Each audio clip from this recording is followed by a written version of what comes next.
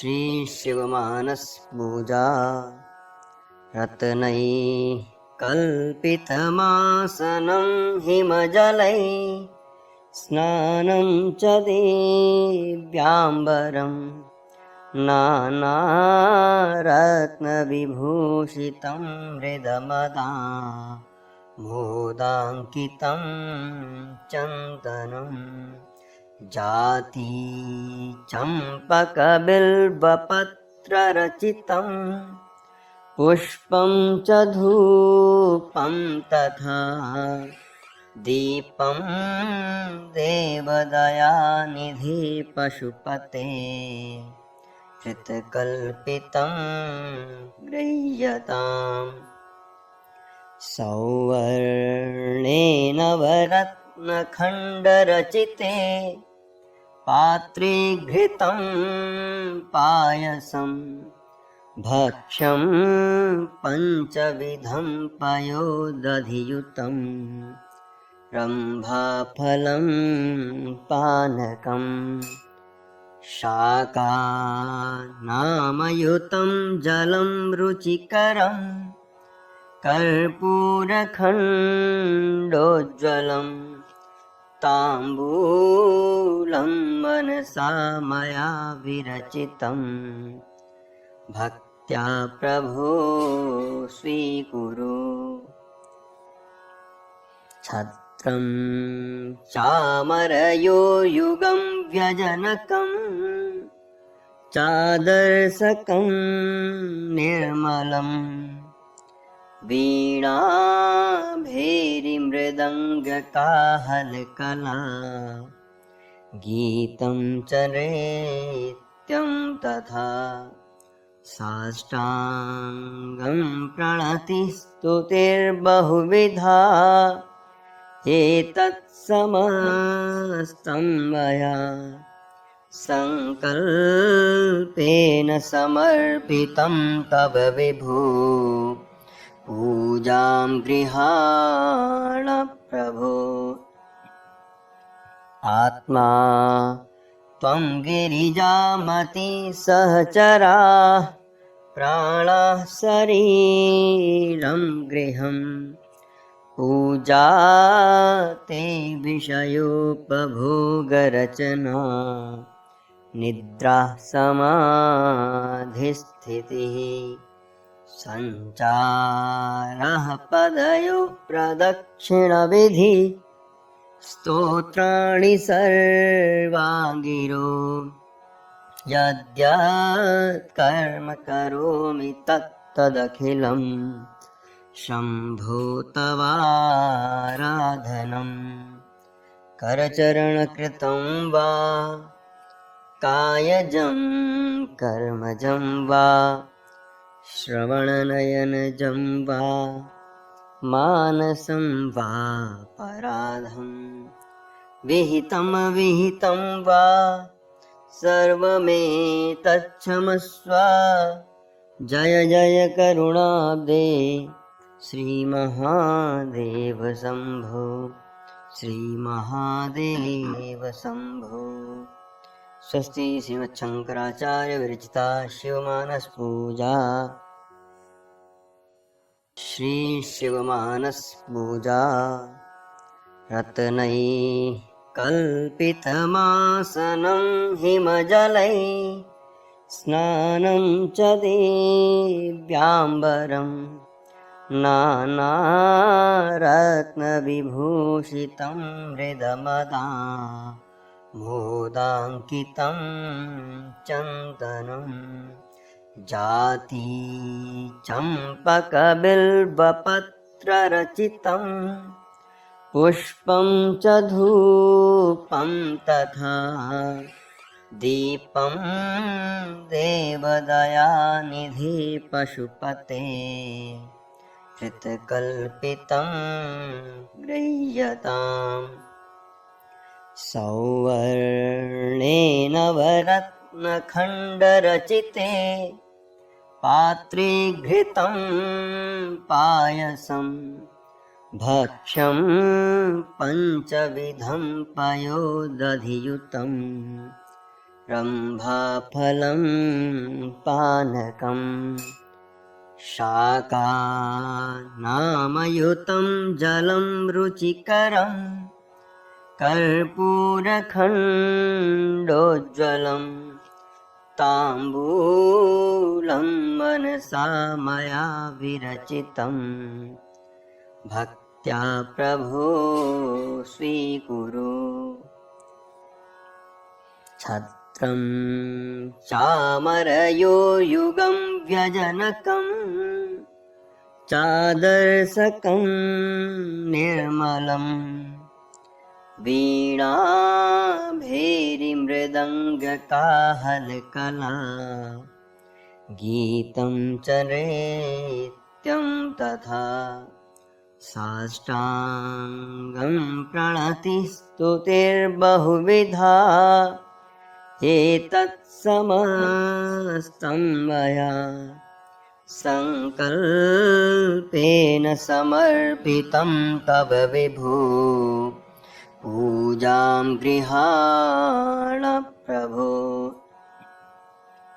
आत्मा त्वं गिरिजामति सहचरा प्राणाः शरीरं गृहं पूजा ते विषयोपभोगरचना निद्रा समाधिस्थितिः सञ्चारः पदयोः प्रदक्षिणविधि स्तोत्राणि सर्वाङ्गिरो यद्यत् कर्म करोमि तत्तदखिलं शम्भो तवाराधनं करचरणकृतं वा कायजं कर्मजं वा श्रवणनयनजं वा मानसं वा पराधं विहितं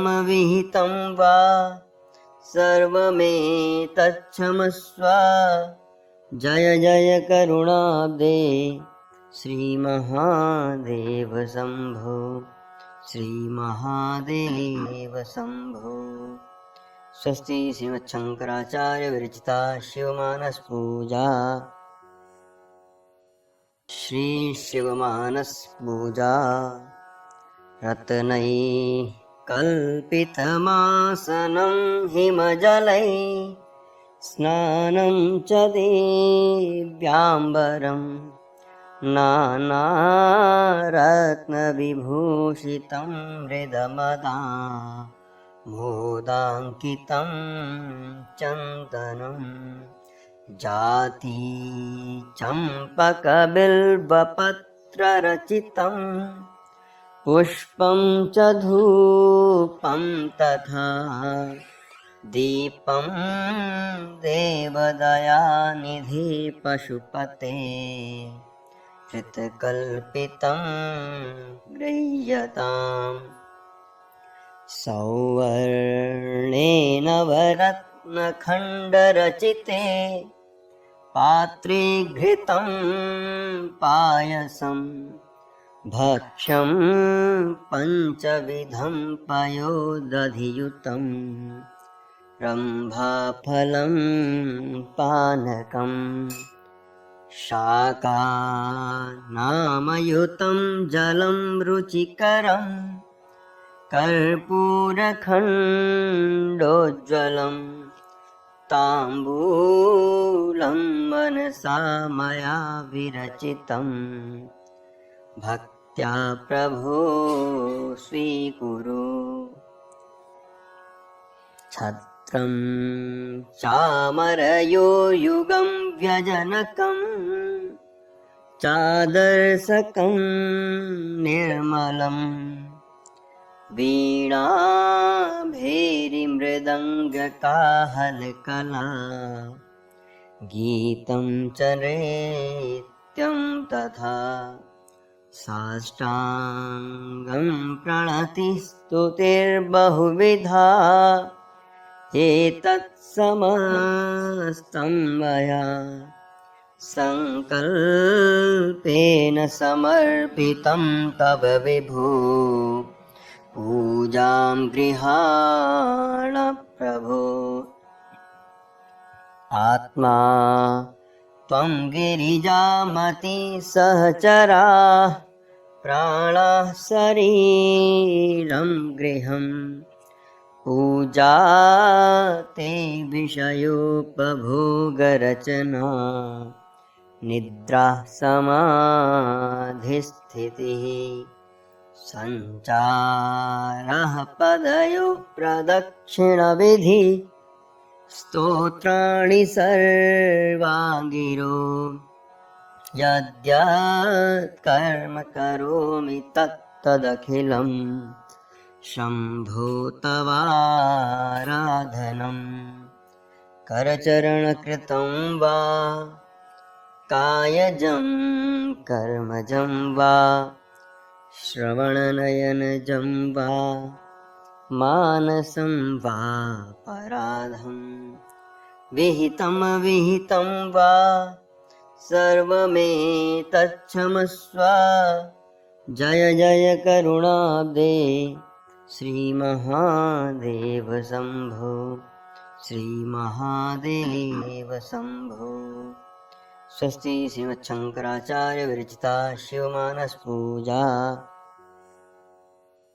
श्री शिवमानसपूजा रत्नैः कल्पितमासनं हिमजलै स्नानं च दिव्याम्बरं नानारत्नविभूषितं हृदमदा मोदाङ्कितं चन्दनं जाति चम्पकबिल्वपत्ररचितं पुष्पं च धूपं तथा दीपं देवदयानिधि पशुपते कृतकल्पितं गृह्यताम्।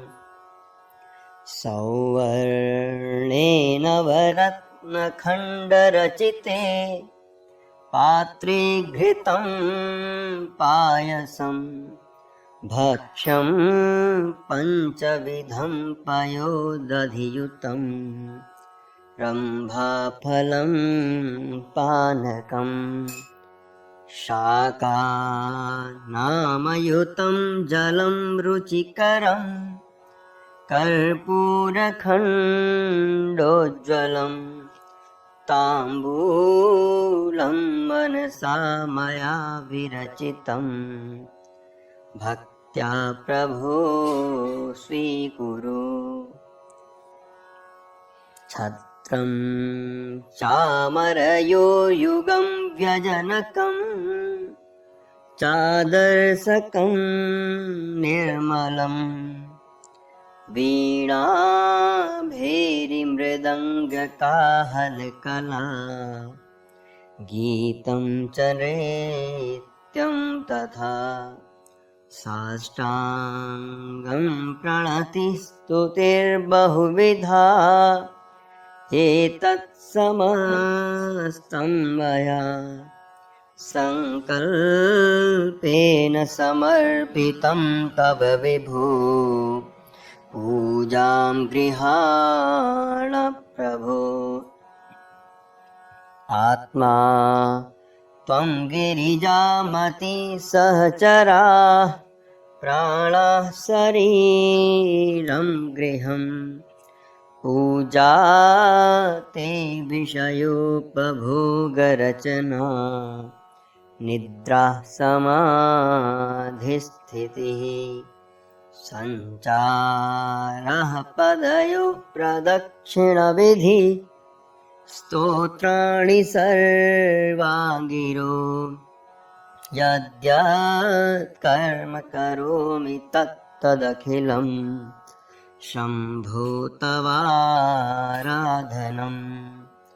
करचरणकृतं वा कायजं कर्मजं वा श्रवणनयनजं वा मानसं वा पराधं विहितं विहितं वा सर्वमेतत्क्षमस्व जय जय करुणाब्दे श्रीमहादेव शम्भो श्रीमहादेव शम्भो।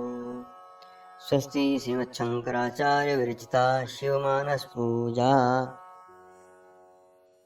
श्री शिवमानस पूजा रत्नैः कल्पितमासनं हिमजलैः स्नानं च दिव्याम्बरं नानारत्नविभूषितं हृदमदा मोदाङ्कितं चन्दनं जाति चम्पकबिल्वपत्ररचितं पुष्पं च धूपं तथा दीपं देवदयानिधि पशुपते हृत्कल्पितं गृह्यताम् सौवर्णेन नवरत्नखण्डरचिते पात्रे घृतं